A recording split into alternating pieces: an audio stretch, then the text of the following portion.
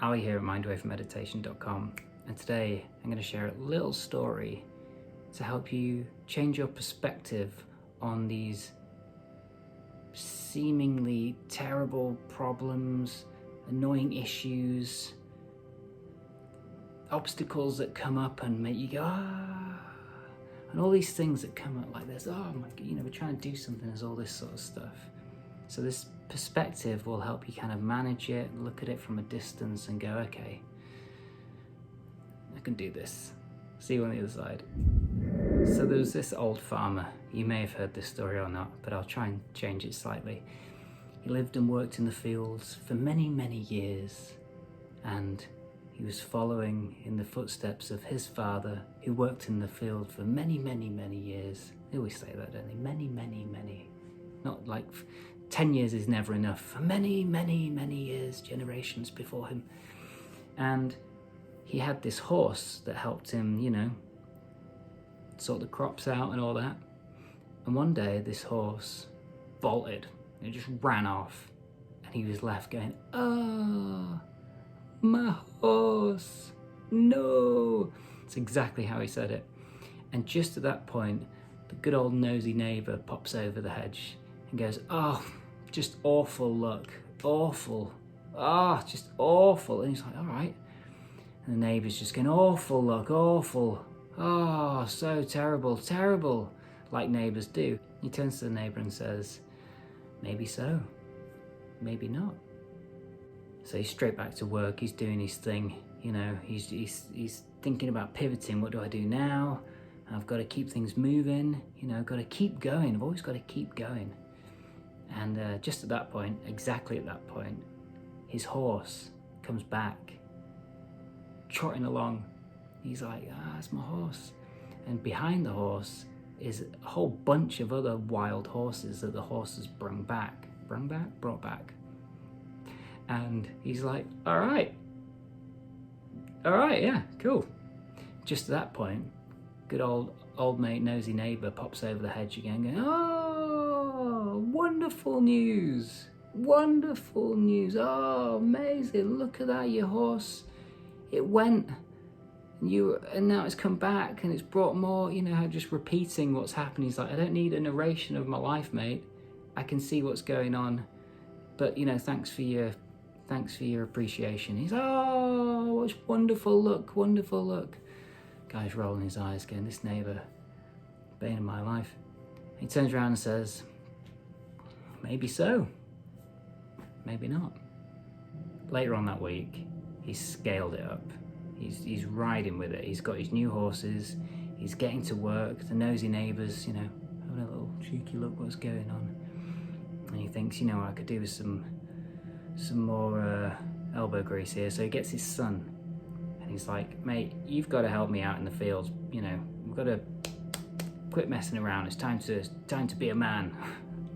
So gets the son to work, and the son's like trying to break in the horse. It's a technical term for domesticating the horse. These wild horses, they're like those kind of dogs that you get from the shelter, and the toaster goes off and they lose it. So you got to domesticate these horses. So he's trying to do the stuff. The horse throws him, not just shuffles him off, he throws him off the horse, and he hits the ground and breaks his leg. You can hear the snap for miles and miles and miles, so much so that the neighbour pops his head over and goes, oh, you've broken your leg, oh, this is terrible. And he's like, yeah, I know I've broken my leg, mate, I don't need the narration again with all the narration, can you mind your own business? Oh, you've broken your leg, what terrible news, it's terrible luck, terrible. The old farmer's just rolling his eyes in the back, going, this, I'm not even bothered about my son, it's this neighbour's the problem. So anyway, he looks at the neighbour and says, maybe so, maybe not. So it's a few weeks later now. The boy's resting up good. He's got his homemade cast on, and the farmer's out in the fields, managing shop, he's doing good. And the neighbour pops over. He's like, oh, the National Army's here, He's like, oh, Jesus Christ. Okay, so Anyway, the National Army come knocking at the door. They're recruiting all of the young men in the land to take to the army. And he goes, well, you can take my boy. In fact, please do. He's a nightmare. But as you can see, he's got broken legs, so I don't know how much use he's going to be for you. They just shook their head like that, and they just carried on straight out into the next village. The kids there like, neighbour comes over. Oh, what tremendous luck! What tremendous luck! Because of the broken leg. If you didn't have the broken, it would have gone. The farmer's like, yeah, maybe so. Maybe not. And then he wrestled the neighbour to the ground and said, will you... Okay, so what do we learn from this? In fact, let me know down below what you think and what this story means to you, and, you know, how do we look at this? We can look at this as perspective. We can look at this as a mindfulness viewpoint, how to really live life, living the philosophy of mindfulness and practicing it in every single moment. So no matter what happens, what seemingly bad luck we get, misfortune, is it fortune, is it misfortune, luck, bad luck? Because we never know in the moment what this may become. And this is really the moral of the story for me anyway, is to see that no matter what, as heavy and as hard as it is to get this one, life is what it is. Before we intellectualize it, before we have our opinions, before we analyze it and break it down and put our 2 pence worth in. And so what we're ever doing is we're just commenting on life. But if we remove the commentating,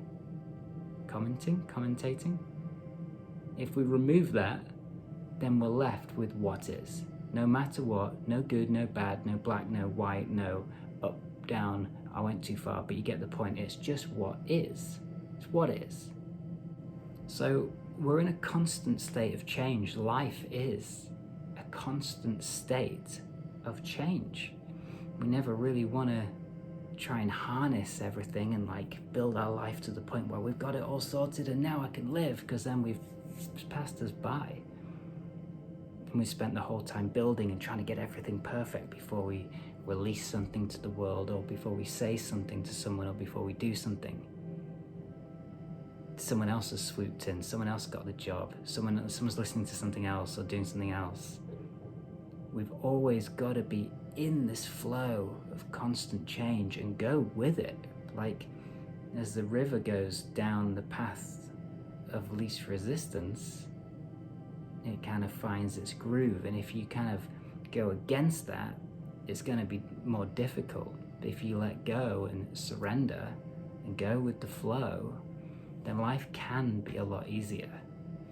It's not always easier, but it can be a lot easier when you remove that judgment wherever possible. So practice this with your friends, with the things that you're thinking. Remove the judgment. And you know, we're not all perfect, we mess up, and sometimes people will point that out to us, and that's great, and this is how we progress. What's your reaction when somebody tells you something as well? Do you fight against it, or do you listen and remove your judgment? You know, it's a constant state of change. We're always evolving, we're always getting better and better, if we're trying to get better and better. So trust in life, trust in the lessons that you're learning, and trust in the process, and try to stop repeating the same mistakes over and over again, because life's got a funny way of presenting those same lessons to learn. Oh man, I wanted my old band to work out, and I was like doing everything. I was like doing my chanting, and I was like putting it all out there for it to kind of happen, make it happen now, make something happen now. And I really, really ramped up everything. I like positive thinking, everything. I like got fully in there. And then the band broke up. And I was like, what? No. And I'm looking around like the universe, like there's, you know, no. When really it's all within us. But my band dissolved in that moment. And it was the worst thing in the world at that point. I was like, but it was meant to do the opposite. It was meant to get good, not disappear like I'm arguing with the universe. In hindsight, it was the best thing that could have happened because, you know, everyone in that band went on to do something better and something more in line with their purpose. And, you know, never would have known that at the time. And so knowing that now, next time something truly bad happens or annoying or awful or tough, there's that little part of me that still comes through that goes, okay, this is what is, it's terrible, it's tough, it's rough, it's awful. But there's going to be a silver lining, there's going to be something that either at the very least, makes me a stronger person for having lived through it.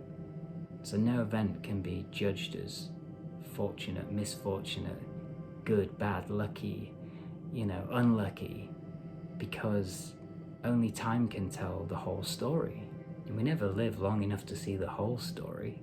So the best thing we can do to make it just easier to understand and get through is just to know that it is part of the story. And sometimes that's good enough. So just to summarize, you know, the farmer didn't care.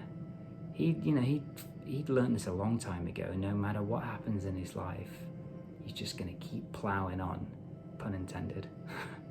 And, you know, the neighbor, it's always the neighbor saying what is. They're projecting, you know, oh, this is this. This is this. And this, we sometimes fall into this trap of listening to other people. Always listen to yourself. Tune into this mindfulness attitude and see if it starts to help you in your life. And let me know down below where you're using it and where it is helping, because that comment will inspire other people to try it out too. So don't be like the neighbors, the nosy neighbors. Be like the farmer. Stop caring. See from another perspective as often as possible. Live life peacefully, joyfully, honestly, and lovingly. Something like that.